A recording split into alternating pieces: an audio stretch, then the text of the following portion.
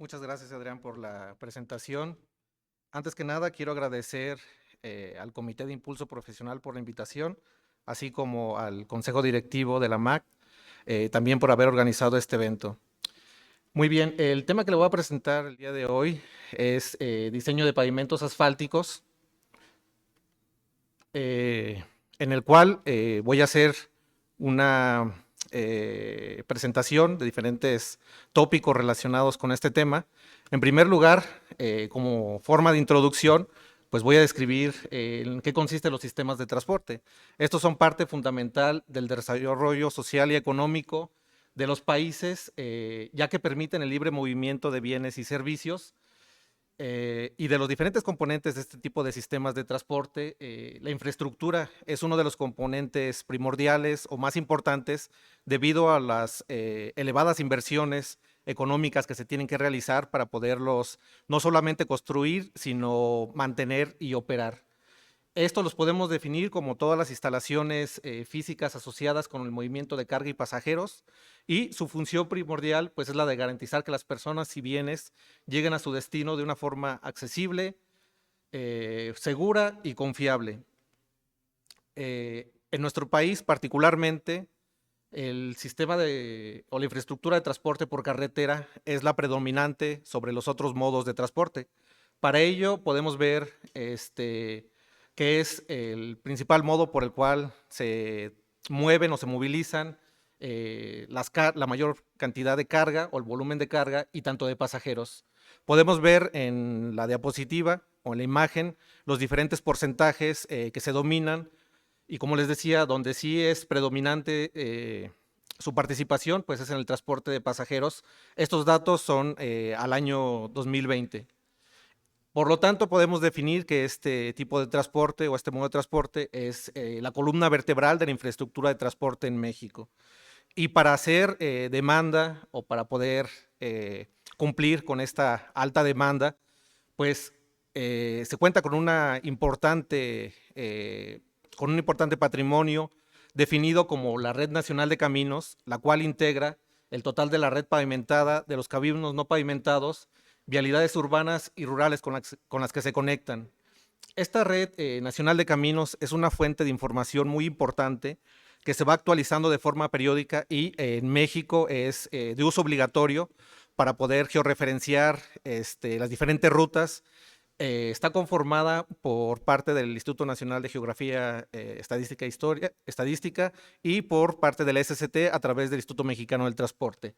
En ella, bueno, pues podemos ver que está conformada por aproximadamente 780,000 kilómetros, actualizada también al año 2020, de los cuales 175,000 aproximadamente son caminos pavimentados o carreteras pavimentadas, y podemos ver la distribución también de esta red pavimentada. En la imagen o en el mapa podemos ver en las líneas verdes la red de cuota, las líneas rojas es la red federal y las líneas naranjas es la red estatal. De este porcentaje, en cuanto a la red federal, tenemos hasta el año 2020 que el 95.4% tiene una superficie asfáltica, el restante tiene una superficie de concreto hidráulico. Si nosotros buscamos y sacamos los datos de esta misma Red Nacional de Caminos y nos vamos a nivel estatal, el porcentaje incrementa para pavimentos con superficie asfáltica aproximadamente hasta un 98%. Por lo tanto, bueno, podemos definir que en nuestro país la infraestructura de transporte es la más importante, y de ellos el mayor porcentaje que tenemos es de pavimentos asfálticos. Por lo mismo, en esta presentación voy a hablar exclusivamente de este tipo de pavimentos, de las diferentes etapas de diseño. En primer lugar, voy a hacer una serie de definiciones. La primera de ellas es definir la estructura de un pavimento. Lo podemos definir como una estructura compuesta, ya que está conformada por diferentes tipos de materiales que constituyen la estructura, y estos materiales se pueden definir como materiales de ingeniería, ya que deben de ser diseñados, especificados y controlados durante el procedimiento constructivo para que cumplan con los requerimientos de diseño. También este tipo de estructuras, la condición de soporte puede variar desde el terreno natural existente, el mejoramiento del mismo o un reemplazo en el caso de que no cumpla con los requerimientos para los cuales se está realizando el proyecto en este caso.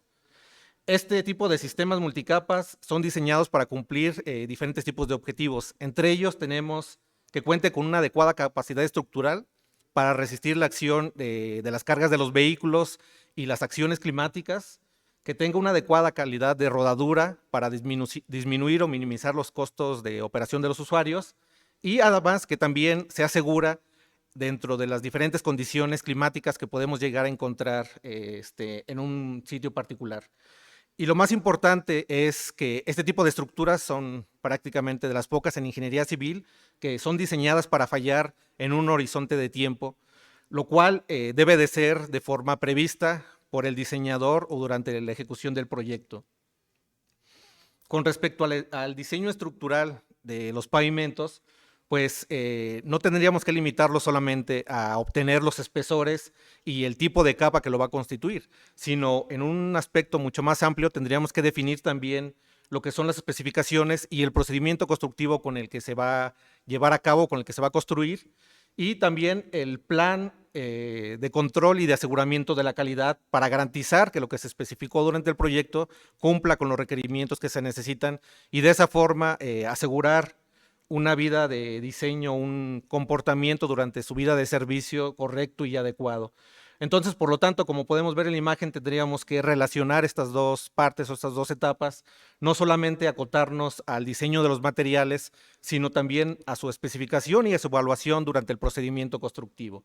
Y esto es todavía mucho más importante hoy en día. ¿Por qué? Porque necesitamos de procedimientos constructivos mucho más rápidos, utilizar los materiales en el sitio, aprovecharlos, de esa forma teniendo procedimientos constructivos más sustentables y con superficies de rodadura más durables, seguras y silenciosas.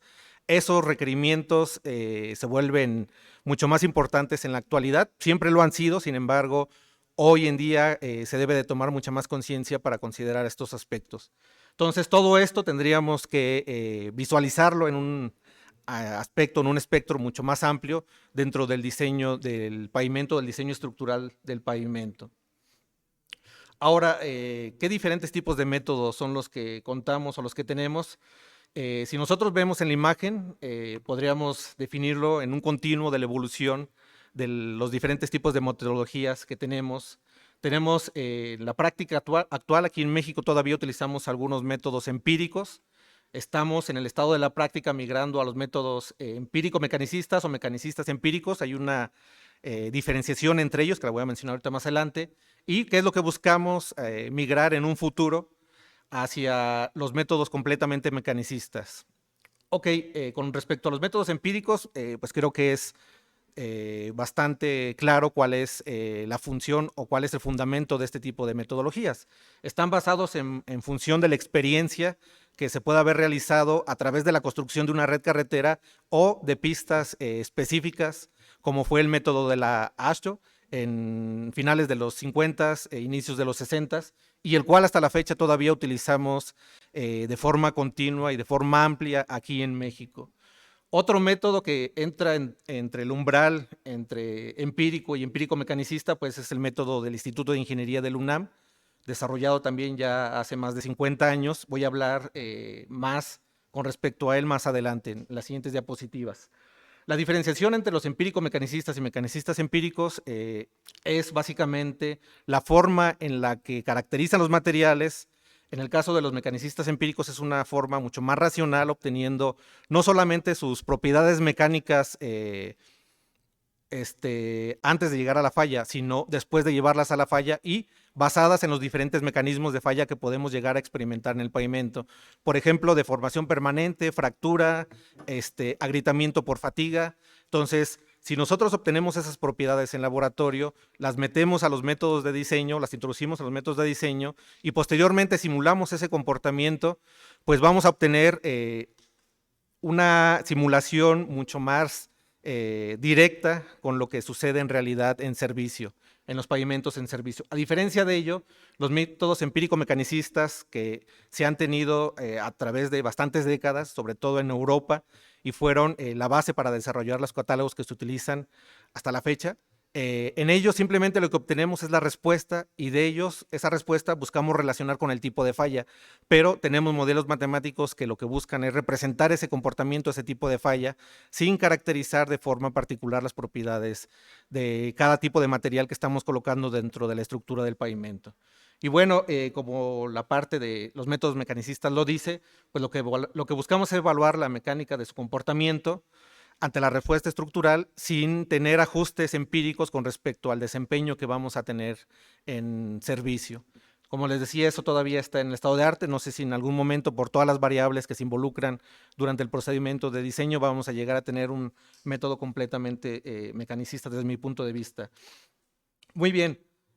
Uno de los métodos más utilizados aquí en México para el diseño de pavimentos flexibles es el método del Instituto de Ingeniería del UNAM, el cual o el programa bajo el cual se desarrolló inició en 1962, impulsado y auspiciado económicamente por la Secretaría de Obras Públicas, actualmente la SCT, quienes plantearon diferentes objetivos, entre ellos pues determinar variables importantes o significativas que intervenían en el comportamiento, pero lejos de las que están aquí enlistadas, quizás la variable o el principal factor que impulsó la creación de este programa de investigación fue el desarrollo de la parte experimental de la pista ASHO en Ottawa, Illinois, como les decía, a finales de los años 50.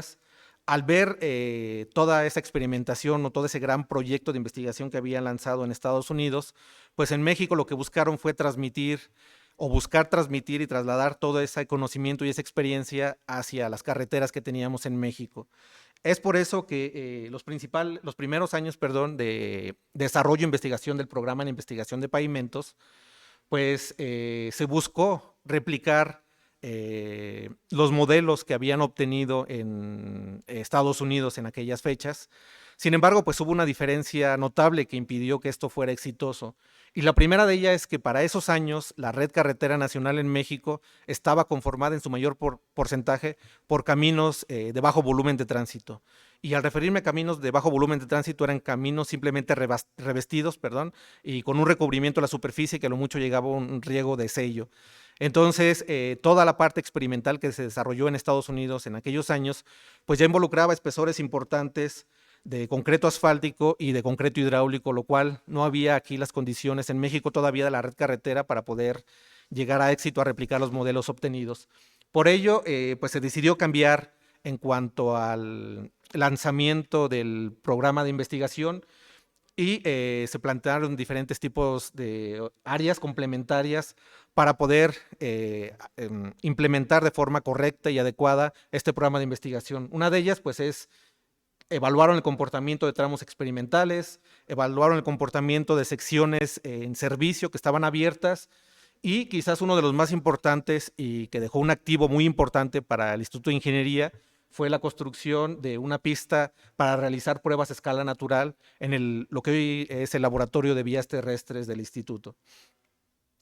Este método de diseño, a grandes rasgos, lo podemos definir en diferentes conceptos. Uno de ellos es la forma en la que caracteriza el tránsito.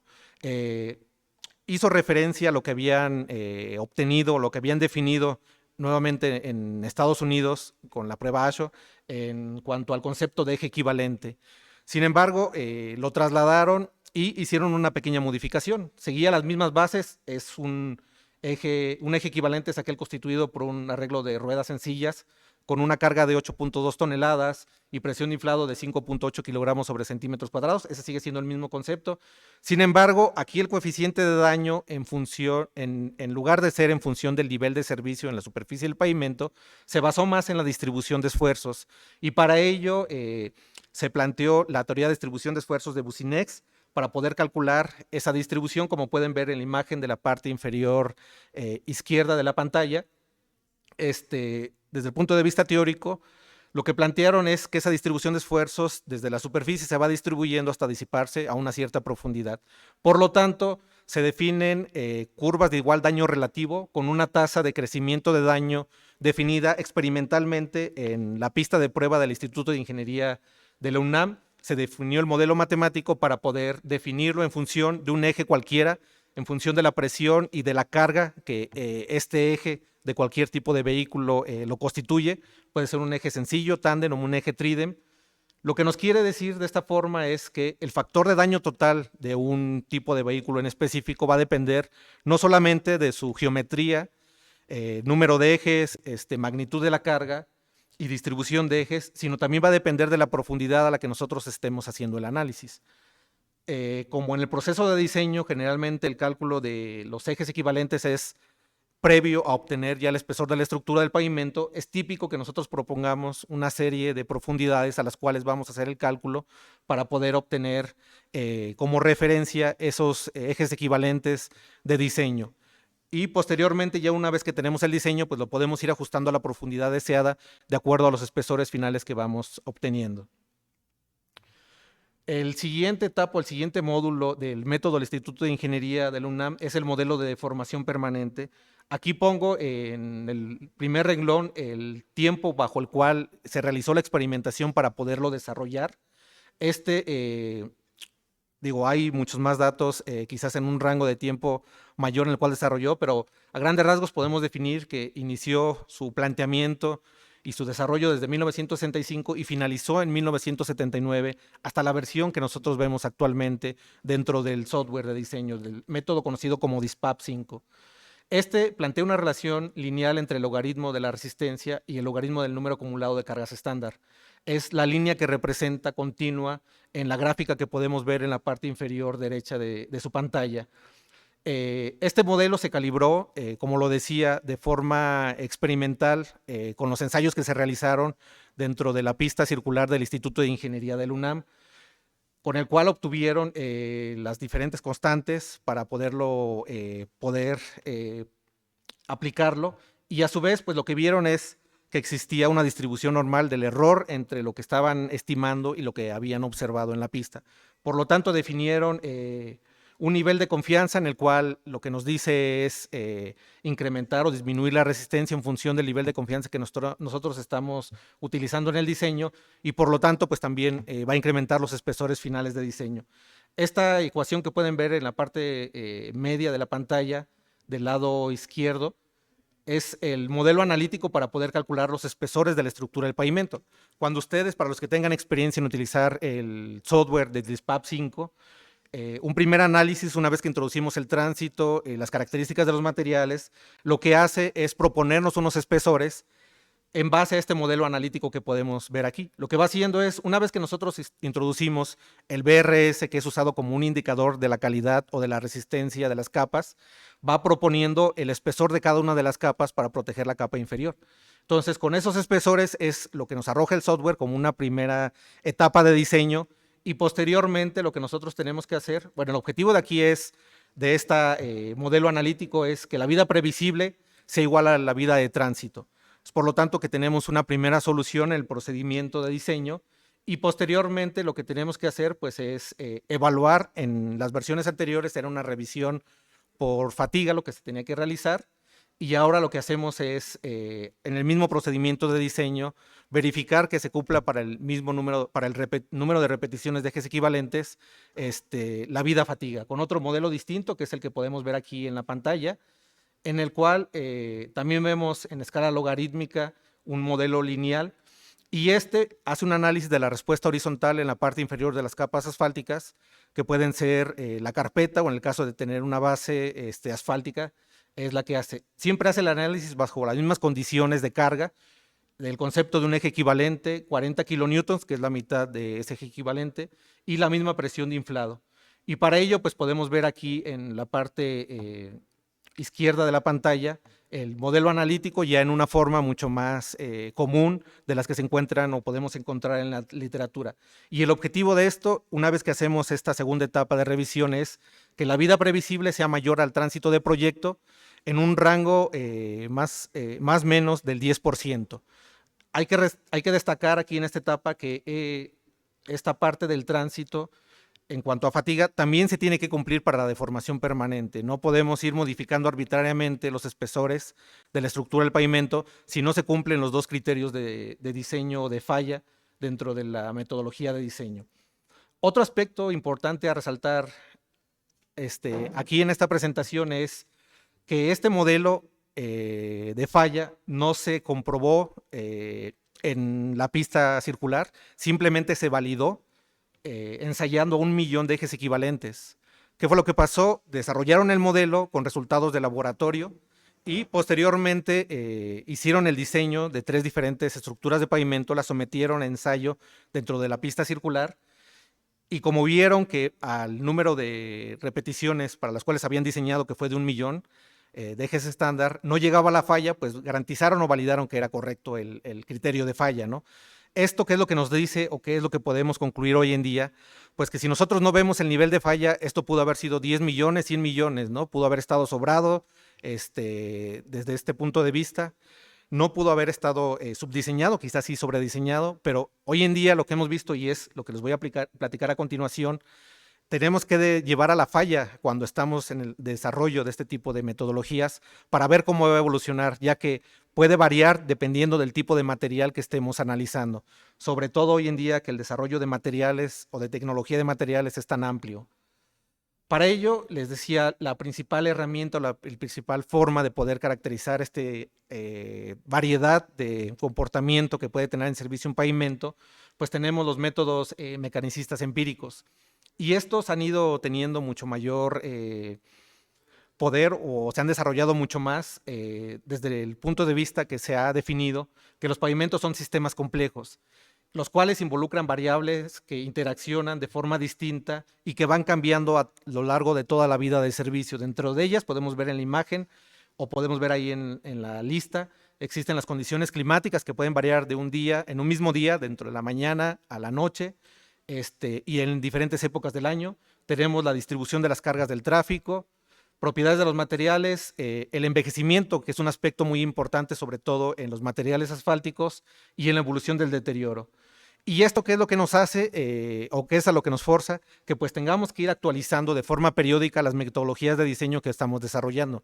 No podemos llegar en un punto en decir ya tenemos una herramienta o un software como es lo general que hoy en día utilizamos todos en la práctica y se desarrolló hace 15 años, entonces nos ha dado buenos resultados, ya lo tenemos todo resuelto, ¿no? No nos podemos quedar con esa visión, sino que, como les decía, en la tecnología de materiales cada vez van saliendo nuevos productos, nuevos desarrollos con comportamientos totalmente distintos, por lo tanto, tenemos que actualizar las metodologías para que puedan simular de forma confiable esos comportamientos de esos nuevos materiales o procedimientos constructivos que se están desarrollando.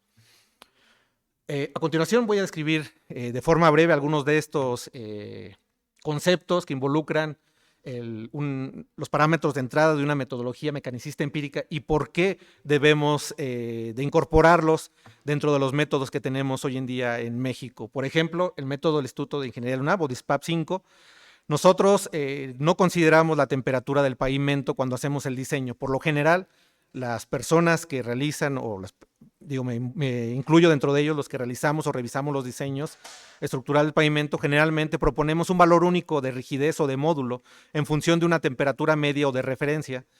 Y como pueden ver aquí en diferentes ubicaciones de diferentes carreteras de México, pues lo que podemos ver es que puede ir variando dependiendo de la ubicación. La línea azul, roja o gris lo que nos representa es la variación diaria de la temperatura en la superficie del pavimento y la línea punteada, lo que nos representa, la línea horizontal punteada, lo que nos representa es la temperatura media para cada una de las ubicaciones. Entonces, en la tabla de la parte inferior lo que tenemos es la temperatura media con respecto a la ubicación y lo que pusimos es, o lo que pueden ver en la parte inferior de esta tabla es la rigidez o el módulo dinámico con respecto a la temperatura para un mismo material. Entonces podemos ver que va desde 1173 megapascales hasta 5000 megapascales aproximadamente, con un cambio de temperatura aproximado de 20 grados. Entonces, esa variación la podemos llegar a tener en un mismo día, les decía, de tanto el día a la noche. Por lo tanto, pues es importante simular esos cambios o esas variaciones, porque en función de eso, pues se va a incrementar o va a disminuir el daño que va a experimentar el pavimento. Y por lo mismo, pues tendríamos que incorporar este tipo de condiciones o características climáticas. Este es solo un ejemplo de la temperatura, pero podríamos incorporar también la humedad para ver la variación de las capas no estabilizadas o ligeramente estabilizadas. Otro aspecto importante son las cargas del tráfico. Nosotros comúnmente diseñamos con las cargas legales especificados en la norma oficial mexicana 02 SCT 2 2017, que es la más actual hoy en día. Y como podemos ver en las gráficas de la parte inferior, lo que tenemos en las líneas punteadas son los límites o los límites máximos permitidos por tipo tanto de eje como por tipo de vehículo, en el caso de la imagen de la izquierda o de su pantalla en la izquierda. Y las líneas continuas que tenemos es la distribución acumulada de estas mismas cargas para diferentes estaciones de pesaje. Entonces, primero por tipo de eje, pues lo que podemos ver es que para el eje Tridem tenemos un exceso de carga con respecto a la carga máxima aproximadamente del 30%.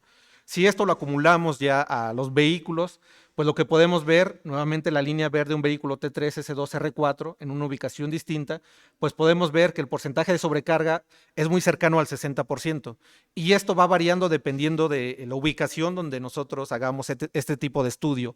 Por lo tanto, pues tampoco podemos generalizar un porcentaje de sobrecarga como representativo de todas las condiciones de México, ¿no?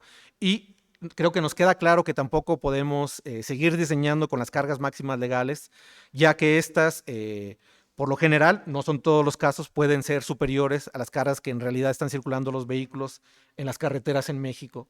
Otro aspecto, lo decíamos, son las propiedades de los materiales. Si bien aquí en México se ha avanzado bastante con respecto a la evaluación o el diseño, sobre todo de materiales o mezclas asfálticas o concreto asfáltico, con el protocolo de diseño de mezclas de alto desempeño, en donde se especifica tanto medir el módulo como la fatiga. Sin embargo, estos dos solamente se quedan en etapa de diseño del material y no se incorporan al diseño estructural del pavimento. Lo que más ha tenido impacto, lo que más se ha utilizado es esta parte de la caracterización de la rigidez. El módulo, que lo podemos obtener de diferentes formas, pero esto tampoco no es una característica general o una propiedad general de todos los materiales. En la primera gráfica que podemos ver en la parte derecha de su pantalla es un mismo diseño de mezcla asfáltica. ¿A qué me refiero con esto? Mismo contenido de asfalto, misma granulometría, mismas propiedades volumétricas, solamente modificando o cambiando el tipo de asfalto que se utilizó.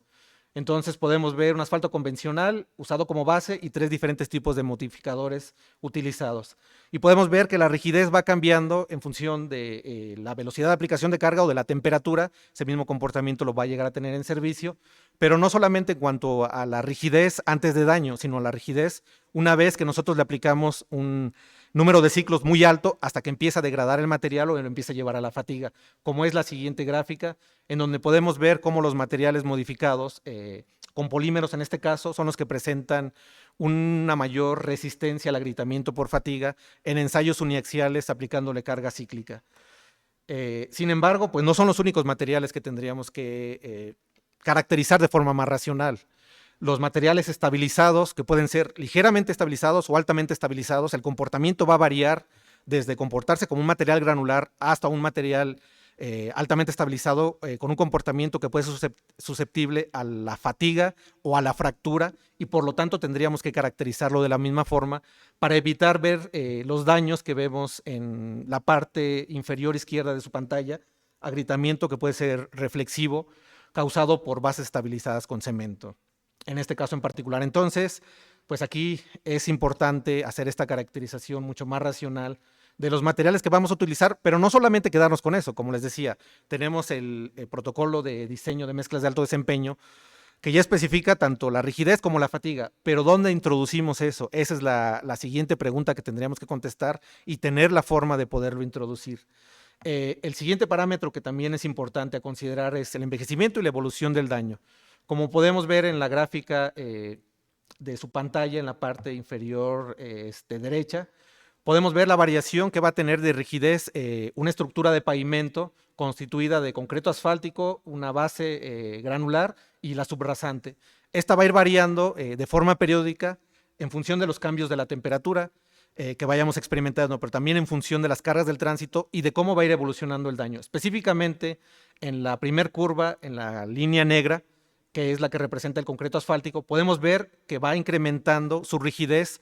Esto es generado por el envejecimiento que va presentando el asfalto dentro de la estructura del pavimento, y posteriormente esa rigidez va cayendo hasta un punto donde más o menos se va estabilizando. Esta disminución o decremento de rigidez se va generando por el agrietamiento que se va presentando, en este caso en un pavimento asfáltico, el agrietamiento de fatiga que va disminuyendo la rigidez del concreto asfáltico hasta manifestarse en las grietas que nosotros vemos en la superficie.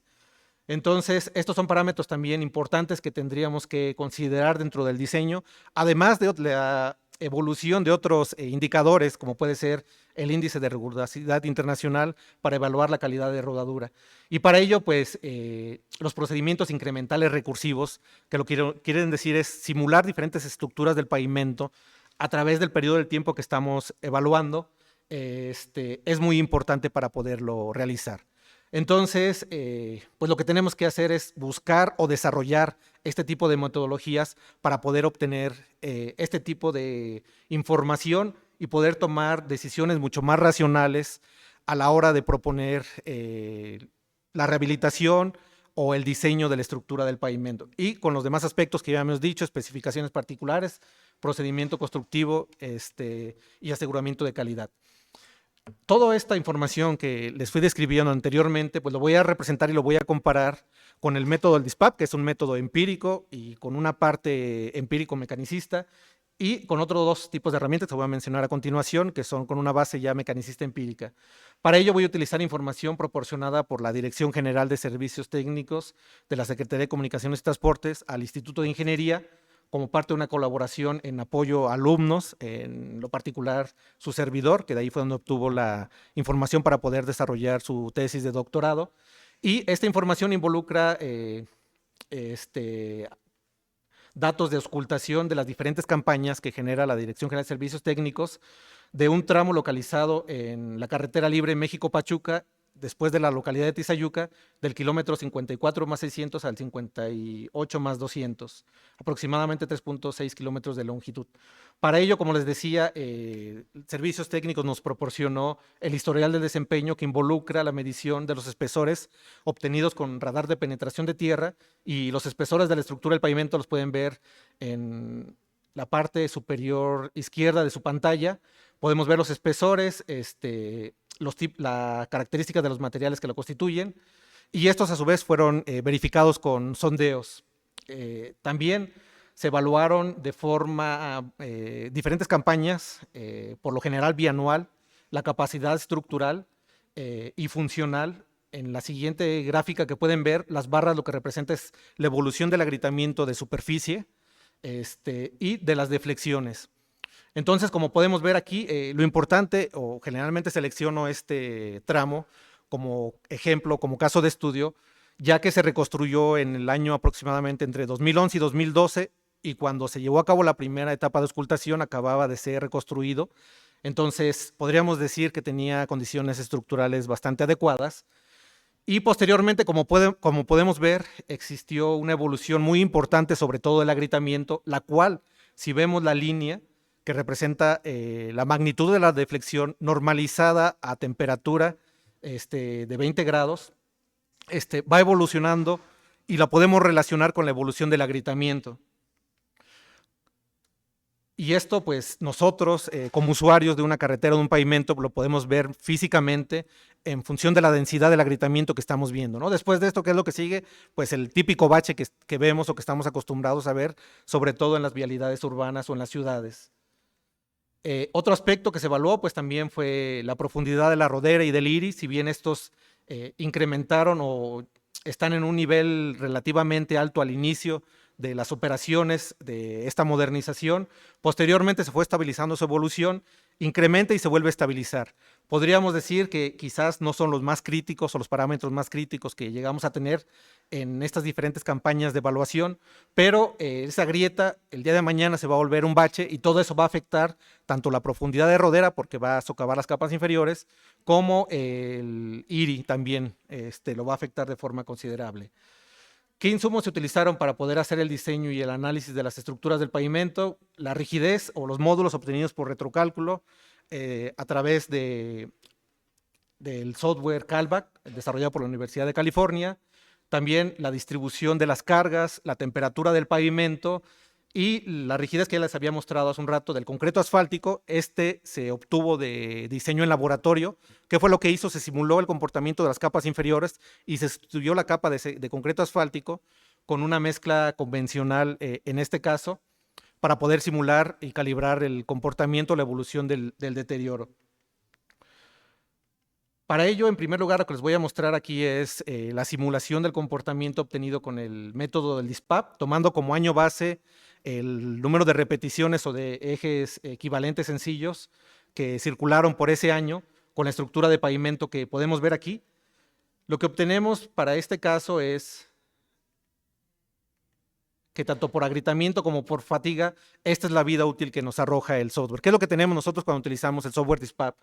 Partimos del año base y nos dice en qué momento va a llegar a la falla o que se van a cumplir los umbrales o criterios de falla que están establecidos en la metodología. Uno de ellos es la fatiga, el cual lo define como un agrietamiento de ligero a medio para un camino de altas especificaciones, que es el caso, y en el caso de la deformación permanente lo define como una profundidad de 1.2 centímetros para llegar a la falla. Entonces, esos umbrales son los que se alcanzan en este periodo de tiempo que podemos ver en la línea punteada en el caso de la fatiga y de la línea continua en el caso de la deformación permanente, utilizando la rigidez obtenida a través de retrocálculo para la capa de concreto asfáltico que estaba colocada en la superficie del pavimento. ¿Qué pasa si nosotros disminuimos el módulo a módulos o valores de módulo típico que comúnmente utilizamos y que están incluidos dentro de la literatura del desarrollo de la metodología, que comúnmente son 3.500 megapascales? Pues al disminuir la rigidez aumenta la respuesta y disminuye la vida de diseño, hasta llegar a la falla por fatiga aproximadamente en el año 2015, lo cual se asemeja bastante a lo que vimos en la evolución del agrietamiento. Sin embargo, pues como podemos ver, lo único que nos da es un punto de partida y un punto final. No obtenemos toda la trayectoria o toda la tendencia del comportamiento de la evolución de estos dos tipos de deterioros. Es aquí donde las metodologías mecanicistas empíricas, perdón, nos dan toda esta información complementaria.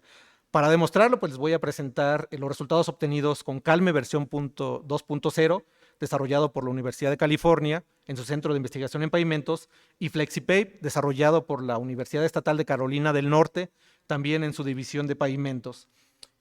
Esta es la evolución del agrietamiento en estos símbolos circulares con una estrella que se presentó y que se midió en cada diferente etapa de auscultación que realizó la Dirección General de Servicios Técnicos. Ahora, si nosotros introducimos las propiedades de los materiales caracterizadas en laboratorio, esta es la curva de comportamiento que simulamos tanto con Calme como con FlexiPave. ¿Qué es lo que podemos ver? Pues una evolución muy acelerada y diferente a lo que tenemos en realidad en servicio o lo que experimentó el pavimento. Por lo tanto, pues aquí hay un desfase que nosotros tenemos que ajustar. Esta es la parte empírica que las metodologías todavía tienen incorporada, y ella está incorporada a través de diferentes factores en las funciones de transferencia o los modelos de falla, que lo que hacen es ajustar lo que nosotros vemos o medimos o cuantificamos físicamente en el pavimento con lo que nos está simulando, con el daño que nos está simulando cada tipo de metodología. En el caso del método de Calme son las constantes alfa 1 y alfa 2 las que tenemos que ajustar para ajustar tanto la progresión como la evolución del agrietamiento en este caso. Y en el caso de FlexiPave son las constantes CF1 a CF3. También estas lo que nos van a hacer pues es ajustarnos tanto el inicio como la progresión del agrietamiento una vez que se detona. Una vez ajustado esta parte empírica, lo que podemos ver pues ya es representar el comportamiento adecuado y en servicio del pavimento. Ahora hay que imaginar todo esto hecho para una red de carreteras, para la red federal de carreteras de México. No podemos nosotros traer una herramienta y simplemente aplicarla sin antes hacer la calibración. Esto no nos vamos a tener que salvar para poderlo realizar. ¿Qué es lo bueno de este tipo de metodologías? Bien, aún y cuando todavía no son infalibles, pues que sí podemos obtener o representar de mejor forma el comportamiento una vez que se ha hecho la calibración de la metodología para la red en donde se va a utilizar. Y bueno, como conclusiones finales, pues simplemente resaltar los aspectos que ya he mencionado durante mi presentación. Pues tenemos que los pavimentos son estructuras complejas que interactúan con distintas variables. El proceso de diseño debe incluir más que los espesores del pavimento, debemos de incluir especificaciones de procedimiento constructivo, planes de control y aseguramiento de calidad. Y como vimos también, el método, uno de los métodos más usados en México, el DISPAP 5, fueron necesario invertir pues una gran cantidad de recursos, tanto humanos como económicos, para poder llegar a su desarrollo e implementación. Sin embargo, pues no podemos quedarnos estancados y tenemos que ir actualizando, ya sea esta o generar otro tipo de metodologías o las que vayamos a introducir a México, las cuales pues deben de ser calibradas a las condiciones locales de servicio. Y también pues tenemos que en la actualidad, con el avance de la computación, podemos desarrollar en un corto o relativamente corto tiempo y menores recursos una nueva metodología de diseño. Las podemos encontrar, de hecho, de acceso libre, que se desarrolla por diferentes entidades. Sin embargo, es muy importante hacer esa calibración para poder obtener la simulación adecuada del desempeño o la evolución del desempeño que van a tener la red carretera en la que se esté utilizando o se esté diseñando. Muchas gracias por su atención. De mi parte es todo.